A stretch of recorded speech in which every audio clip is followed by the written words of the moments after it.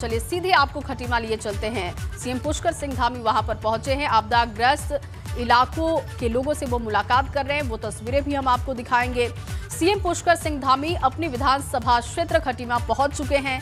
यहां सीएम आपदा प्रभावित इलाकों में लोगों से मुलाकात कर रहे हैं और अब सुनते हैं सीएम क्या कह रहे हैं।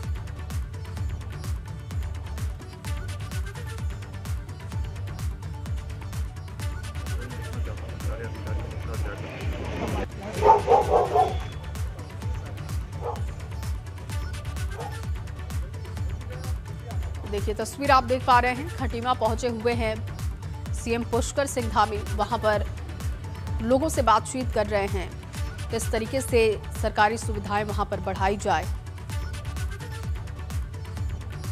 जायजा भी वो ले रहे हैं कितना नुकसान पहुंचा है, किस तरीके की तैयारी है। जहां पर लोगों को सुरक्षित पहुंचाया गया, जहां पर लोगों को रखा गया है इस वक्त, वहां पर क्या सुविधाएं हैं, तमाम मुद्दों को लेकर बेहद अहम दौरा उनका। काम पूरा हो, हमारा जो बस अड्डा है उसका काम भी पूरा हो।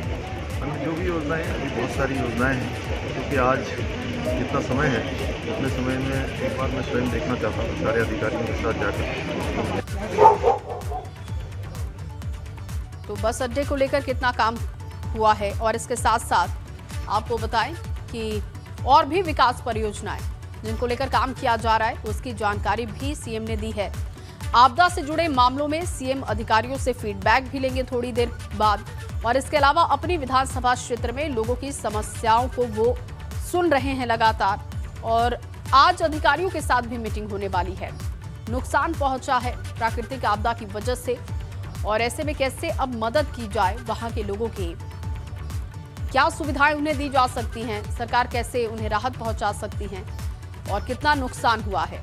इन तमाम विषयों को लेकर अधिकारियों के साथ वो मीटिंग भी करेंगे अब से थोड़ी देर बाद और फीडबैक लेंगे। पंकज मेरे सहयोगी इस वक्त ज्यादा जानकारी के साथ मौजूद हैं। पंकज, सीएम खटीमा पहुंच चुके हैं, क्या इस वक्त वहां पर चल रहा है? अधिकारियों के साथ मीटिंग होने वाली है तो उसके लिए क्या समय है?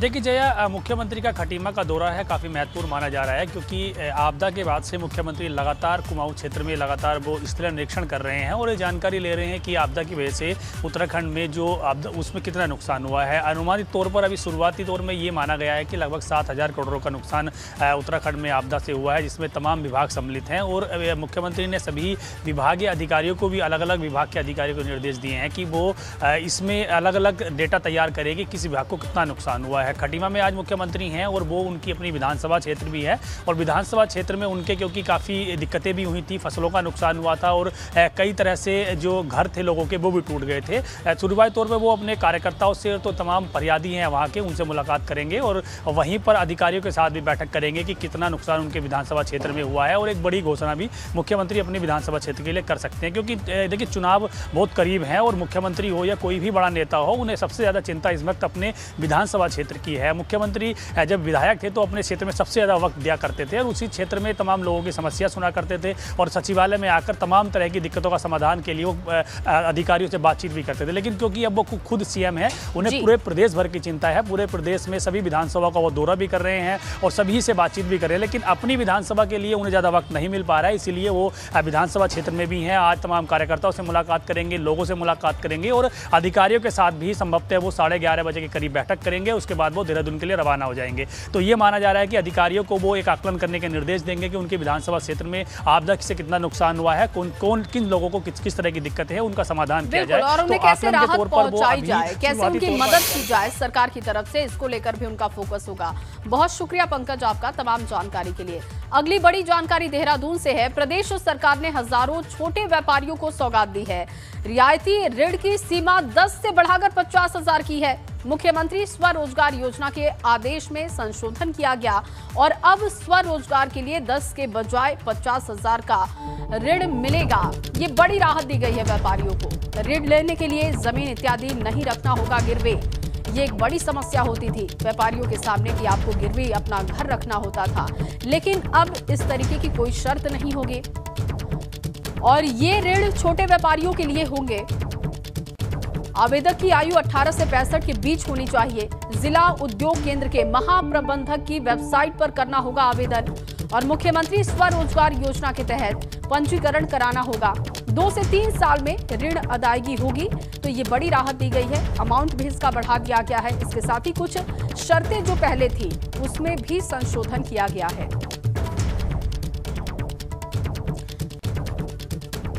ब्यूरो चीफ अजीत राठी इस वक्त हमारे साथ जुड़ चुके हैं। अजीत जी, कैसे आप इसे देखते हैं, क्योंकि व्यापारियों के लिए जो सबसे बड़ी समस्या थी कि ऋण मिलना आसान नहीं था। अगर आपको ऋण मिल भी जाता है तो फिर आपको अपना घर या कोई भी कीमती चीज गिरवी पर रखनी होती थी। कैसे इस पूरे नियम में संशोधन किया गया है, विस्तार से जानकारी दीजिएगा। जी देखिए, चूंकि बड़े उद्यमियों के लिए तो सभी योजनाएं आती हैं, लेकिन जो बहुत छोटे तबके के व्यापारी हैं, सब्जी विक्रेता है, फास्ट फूड, चाय पकौड़ा, जो अंडे बेचते हैं, इलेक्ट्रीशियन हैं, मोबाइल रिपेयरिंग करते हैं, रिचार्ज पॉइंट हैं, ब्यूटी पार्लर हैं, मतलब ये उस श्रेणी के उद्यमी हैं जिनको अभी तक 10,000 रुपये का ऋण मिलता था, जिसमें 5,000 सब्सिडी होती थी। लेकिन सरकार ने इस ऋण को 50,000 रुपये कर दिया है। और मशीन रिपेयरिंग और इसके अलावा भी मतलब जैसे कार वॉशिंग, क्लीनिंग, ट्यूबर, ये सब इस तरह के उद्योग हैं जिनसे एक बहुत बड़ा तबका जुड़ा हुआ है, सबकी इनको जरूरत भी होती है। तो मुख्यमंत्री ने ये एक बड़ा फैसला इन छोटे व्यापारियों के लिए लिया है। पुष्कर धामी ने छोटे कामकाज करने वाले व्यापारियों को राज्य सरकार की तरफ से एक बड़ी सौगात दी है और मुख्यमंत्री स्वरोजगार योजना अति सूक्ष्म उद्यम जो एक शासनादेश था उसमें संशोधन करते हुए ये सीमा बढ़ाकर 50,000 रुपये कर दी है। इसकी खास बात यह है कि इसका ऋण की अदायगी जो है 2 से 3 साल में देनी होगी और इसके लिए कोई भी किसी भी तरह की प्रॉपर्टी का कागज, जमीन के कागज या जेवर इत्यादि जितने भी जो भी कुछ अब तक बैंक में गारंटी के तौर पर रखा जाता था वो नहीं होगा। और इसमें श्रेणी में भी इन सब चीजों को बांट दिया गया है। श्रेणी ए में पिथौरागढ़, उत्तरकाशी, चमोली, चंपावत, रुद्रप्रयाग, बागेश्वर, और श्रेणी बी में अल्मोड़ा का जो दूसरा जो भाग है, पौड़ी है, गढ़वाल है, टिहरी है। तो इस तरह से इन सब चीजों को बांटा गया है। पात्रता यही है कि 18 से 65 वर्ष की आयु होनी चाहिए और राज्य का मूल निवासी होना चाहिए और किसी भी बैंक के डिफाल्टर नहीं होना चाहिए। तो ये एक बड़ी योजना है और उस तबके पर मुख्यमंत्री पुष्कर सिंह धामी ने फोकस किया है जो एक बहुत ही मतलब वंचित रहता है अभी तक, जिसको किसी भी तरह की कोई मदद नहीं दी जाती। बिल्कुल अजय जी, कोविड काल में जिस तरीके से छोटे व्यापारियों को नुकसान पहुंचा है उसे भी इसके जरिए बैलेंस करने की कोशिश होगी। बहुत शुक्रिया आपका तमाम जानकारी के लिए, तमाम बातचीत के लिए। क्या उत्तराखंड में बीजेपी संगठन में सब कुछ ठीक ठाक है? ये सवाल इसलिए क्योंकि पूर्व सीएम विजय बहुगुणा के अचानक से देहरादून पहुंचने पर सियासी सरगर्मी बढ़ गई है। आपको बता दें कि 2016 में कांग्रेस छोड़कर बीजेपी में शामिल होने वाले नेताओं के सूत्रधार पूर्व मुख्यमंत्री विजय बहुगुणा थे, जो मंगलवार को अचानक ही देहरादून पहुंच गए। हालांकि इससे पहले बीजेपी प्रदेश अध्यक्ष मदन कौशिक के आवास पर कैबिनेट मंत्री हरक सिंह रावत की घंटों तक बैठक चली और ऐसी खबरें चर्चा में थी कि हरक सिंह रावत नाराज चल रहे हैं, कांग्रेस में घर वापसी कर सकते हैं। लेकिन मंगलवार को बीजेपी प्रदेश अध्यक्ष के साथ पहले ब्रेकफास्ट और उसके बाद लंच पर हरक सिंह रावत को बुलाया गया था, जिसके बाद दोनों नेताओं ने नाराजगी की बात को खारिज किया। वहीं हरक सिंह रावत ने कांग्रेस में शामिल होने की बात से इनकार भी किया है। इस तरह अभी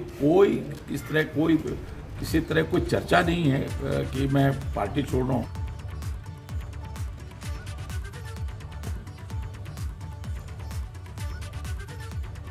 और इसी खबर पर ज्यादा जानकारी के साथ देहरादून से रवि कैंतुरा मेरे सहयोगी मौजूद हैं। रवि, लगातार नाराजगी सामने आ रही है हरक सिंह रावत की। हालांकि उन्होंने दावा किया है कि इस तरीके की कोई बात नहीं है, कांग्रेस में वो नहीं जाने वाले हैं।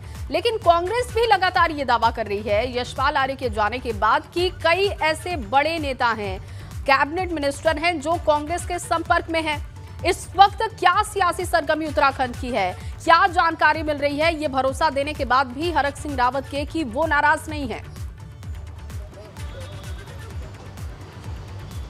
बिल्कुल जी, देखिए अगर पूरे घटनाक्रम को देखें तो लगातार जो सियासी घटनाक्रम उत्तराखंड में चल रहा है उसको देखते हुए अचानक से विजय बहुगुणा का देहरादून आना इस बात की सरगर्मियां और ज़्यादा तेज़ कर देता है कि क्योंकि जिस तरीके से 2016 की अगर बात करें तो जो भी कांग्रेस को छोड़कर भाजपा में जो बागी शामिल हुए थे उनके जो सूत्रधार हैं वो विजय बहुगुणा को माना जाता है। और ऐसे विजय बहुगुणा इन तमाम चर्चाओं के बीच देहरादून पहुंचे हैं, क्योंकि जिस तरीके से ब्रेकफास्ट पर जाने की बात हो हरक सिंह रावत की, फिर लंच पर बुलाने की बात और उसके बाद ये कहना हो, क्योंकि घंटों बैठक चली है, घंटों बातचीत हुई है, लेकिन क्या बातचीत बातचीत हुई है, इस तरीके की कोई भी स्पष्ट बातें जो है सामने नहीं आ रही हैं, साफ निकल कर नहीं आ रही हैं। और इस बीच अगर देखें तो लगातार कांग्रेस भी ये बयानबाजी कर रही है कि बीजेपी के तमाम लोग जो बीजेपी के साथ जुड़े हुए हैं वो उनके संपर्क में हैं। इससे पहले अगर हम इस सियासी घटनाक्रम पर देखें तो यशपाल आर्य के घर मुख्यमंत्री पुष्कर सिंह धामी पहुंचे थे और नाश्ते पर गए थे। उसके बाद जब बातचीत हुई थी तो यशपाल आर्य भी मना कर रहे थे कि वो कहीं नहीं जा रहे, लेकिन उसके बाद बड़ा सियासी घटनाक्रम हुआ। यशपाल आर्य अपने बेटे सहित वापस कांग्रेस में आ गए। ऐसे में हरक सिंह रावत की बात करें तो वो भी लगातार जिस तरीके की बयानबाजी चल रही है और कांग्रेस विश्वास के साथ कह रही है कि तमाम ऐसे लोग हैं जो वापस जो है कांग्रेस में घर वापसी करना चाहते हैं। विजय बोगड़ा यहाँ पर पहुंचे हैं। चर्चाएं ये भी हैं कि कल रात को हरक सिंह रावत और इनके साथी उमेश शर्मा काऊ सहित तमाम जो अन्य बागी विधायक हैं उनकी भी मुलाकात विजय बोगड़ा से रात को हुई है और काफ़ी देर तक जो है बातचीत हुई है। लेकिन विजय बोगड़ा यहाँ पर आए हैं, उसके बाद ये भी हो सकता है कि हाईकमान के द्वारा उनको यहाँ पर भेजा गया हो, जो भी सियासी घटनाक्रम चल रहा है उसको ठीक ठाक करने की कोशिश की जा रही हो। लेकिन जो भी हो, क्योंकि चुनाव में वक्त बहुत कम है। और खबर रुड़की से, रुड़की दौरे पर आ जाएंगे AIMIM प्रमुख ओवैसी और नारसन बॉर्डर पर असदुद्दीन ओवैसी का स्वागत किया जाएगा। दरअसल पिरान कलियर में दरगाह साबिर पार्क में ओवैसी अपने चादर पोशी करने वाले हैं और उसके बाद मंगलोर में पार्टी के प्रदेश अध्यक्ष के आवास पर कार्यकर्ताओं के साथ मीटिंग भी करेंगे। शाम 4 बजे तक नारसन बॉर्डर पर पहुंचने का उनका कार्यक्रम बताया जा रहा है। तो बेहद अहम दौरा ओवैसी का आज होने जा रहा है। सबसे पहले नारसन बॉर्डर पर वो पहुंचेंगे और उसके बाद वहां पर उनका भव्य स्वागत किया जाएगा। कार्यकर्ताओं से मुलाकात करेंगे, पार्टी के नेताओं से मुलाकात करेंगे और रणनीति तैयार करेंगे। ब्रेक के बाद एक बार फिर आप सभी का स्वागत है। खबरों में आगे बढ़ेंगे। कांग्रेस के वरिष्ठ नेता और पूर्व मुख्यमंत्री हरीश रावत कल केदारनाथ धाम पहुंचे। यहां उन्होंने सबसे पहले बाबा केदार के दर्शन किए, पूजा अर्चना कर आशीर्वाद लिया। इस दौरान उनके समर्थकों ने भी बाबा केदार के दर्शन किए। पंजाब के प्रभारी एवं कांग्रेस के राष्ट्रीय महासचिव पद से मुक्त होने के बाद हरीश रावत केवल उत्तराखंड पर ध्यान दे रहे हैं। उनका फोकस अभी चुनाव में कांग्रेस को जीत दिलाना है और इसके लिए वो हर क्षेत्र में सुपर एक्टिव दिखाई दे रहे हैं।